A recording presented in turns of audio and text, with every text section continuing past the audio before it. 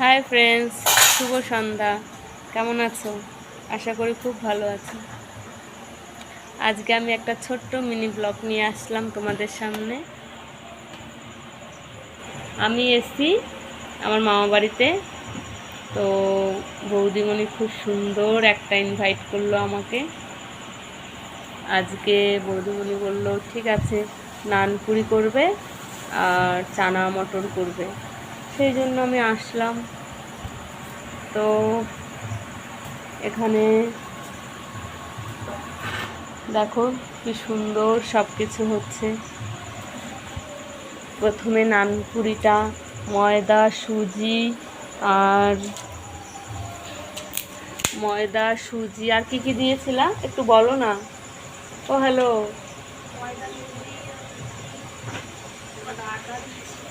ময়দা সুজি আটার তেল চিনি দিয়ে মেখেছি, তারপরে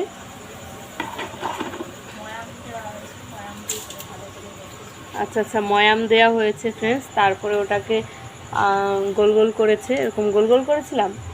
তারপর গোল গোল করার পরে ওটা বেলা হয়েছে, বেলা তারপরে ওটা আস্তে আস্তে ওই যে তেলে দিচ্ছে, দেখেছো কেমন ফুলে গেছে, ঠিক আমার বৌদিমণিটার মতো। গালগুলো দেখো কেমন ফোলা ফোলা, আর লুচিগুলো দেখো কি সুন্দর। ওয়াও, তোমরা যদি খেতে চাও তো চলে আসতে পারো।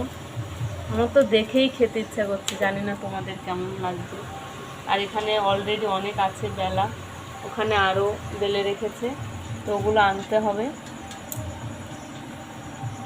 তোমরা যদি কেউ নানপুরি বানাও এরকম কি হয় দেখে নাও। আর টিপসটা তো আমি দিয়েই দিলাম কিভাবে বানাতে হয় কিভাবে, তো সেইভাবে তোমরাও বানাতে পারো বাড়িতে, খুব সুন্দর।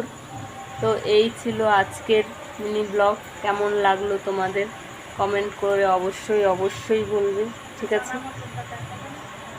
ও হ্যাঁ, তো চানা মটর কোথায় রেখেছো গো? ও, নানপুরির সাথে যে চানা মটরটা খাবে ওটাও একটু দেখিয়ে দিই তোমাদের, না হলে বলবে। নানপুরি তো খেলাম, চানা মটরটা কোথায়? ওয়াও, এই যে চানা মটর, আবার ধনেপাতা দিয়েছে ওপর দিয়ে, ঠিক আছে, ধনেপাতা দেওয়া হয়েছে। এই হচ্ছে গিয়ে চানা মটর। তো এত সুন্দর সেন্ট, কি বলবো ফ্রেন্ডস, সত্যি দারুণ দারুণ। তো আজকের মিনি ব্লগটা এই পর্যন্তই। Tata, bye bye. কমেন্ট করে অবশ্যই একটা লাইক দিয়ে দিও। বাই।